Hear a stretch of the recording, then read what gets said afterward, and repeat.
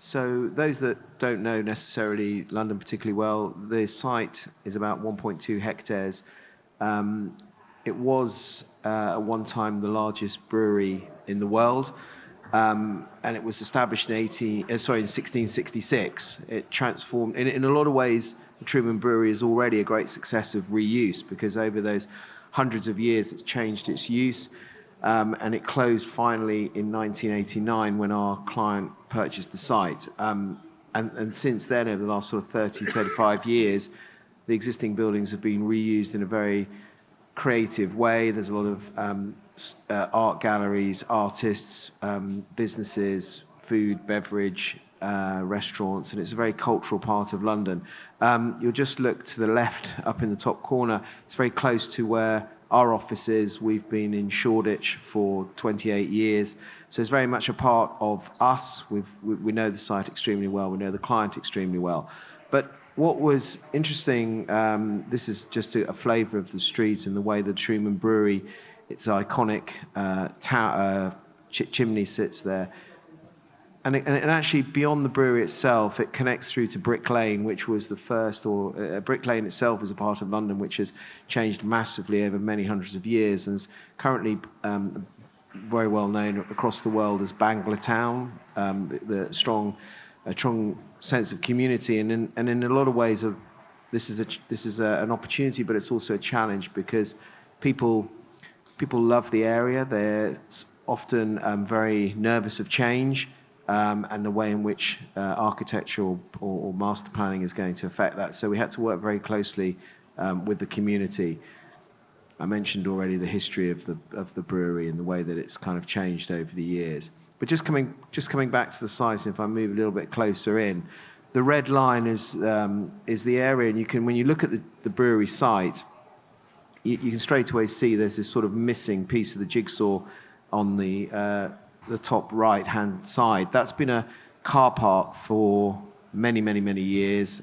It's has a lot of sort of low-level sort of warehouse-type buildings, storage buildings that were put in, and you can't connect to it from any of the surrounding streets. You can see the Allen Gardens, the park to the north. You physically cannot get into the site. There is a wall around that car park area. So that is our site. That is the challenge that we were presented with, as to how we can reuse this piece of London and engage it back into the city.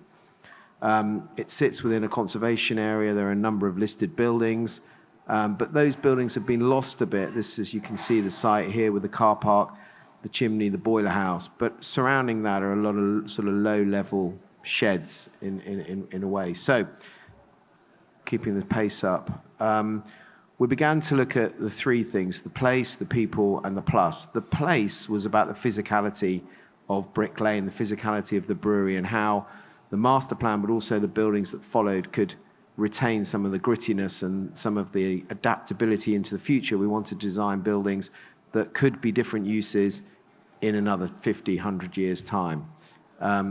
So we began by stripping away a lot of the low-level sort of shed buildings that had ad hoc over the years been built. And that left us with two really beautiful heritage buildings: the original boiler house for the brewery and the cooperage where the barrels were made.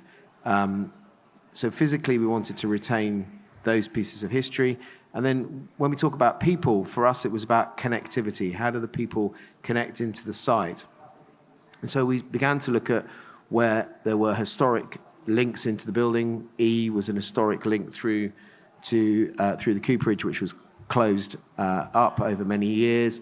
So we wanted to identify some historic links, reopen those, and establish some new links and new opportunities.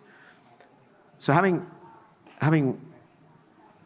set our goal as to connect this piece of the city back to the wider part of East London, it was then, how do those openings and how do those connections link through our own site? And if you look at sort of the third diagram on the right, it becomes a very logical link, so you can pass through the whole estate. But this area of London particularly has a whole variety of yards and streets of different widths and different proportions. And so it was important that those streets that we were creating, again, reflected the widths and the squares and the yards of the surrounding area. And then the plus was really about what those uses were and how we can activate that space throughout the day and night. So these three diagrams really is the architectural concept on the left, the wider master plan, and then I think really the telling one for us is the one on the right, which is it's hard to spot which is the new piece of the city and which is the existing, and I think that for us was a real win really. So finally taking you through that figure ground resulted in a number of blocks on the site. Exhibition spaces, workplaces, there's a cinema, there's a microbrewery going back onto the site, there's a cinema, and there's some art galleries. You can see there workspace, cinema, exhibition, retail. On the south of the block J, is the residential with both private housing and affordable housing. That's at the slightly quieter end of the site. And you start to see the blocks forming which hopefully are a scale and a proportion similar to the existing buildings on the site. Very close to our heart as the master planners was the idea that we didn't really want one single pen across all of those blocks. And so we brought on board a number of other architects from London and also particularly from the East End of London to work on the design of those blocks. And finally, I'll just take you through some images showing this. This is looking from the north, looking down Brick Lane. You can see the sort of, very much like the Wynwood area of Miami, a lot of street art, and our building, new buildings are just popping up by the trees just onto the left of this image. Really, really important that the new architecture, the new planning didn't destroy what was already there. So the Truman Brewery chimney is still a very iconic part of that city. And then as we move around, this is the Cooperage building, which currently is derelict, but the new route that goes through, we're bringing that building back to life. And then to the left of that is a new building of scale and proportion, a contemporary building, but nonetheless sitting next to the old Cooperage building. And then as we move into the spaces themselves, these are the new buildings, the new squares. This is the Cooperage Square. We move slightly softer into the yard, which is the chimney yard. Hopefully you can see the new buildings. These are all the new buildings, and they're designed to allow street art, allow street designs to happen on them. And also the materials that we've taken away from demolishing the sheds, the metal panels are going to be reused in the new buildings. The granite sets that are around the site are being reused in terms of the landscaping. So we're reusing the place, but we're also reusing the materials that are physically there. And a few more images of the squares linking through building 3A with the bridges, which are sort of associated with Brick Lane. And then the connection now back with Allen Gardens and the new buildings, the Truman Brewery to the chimney to the right.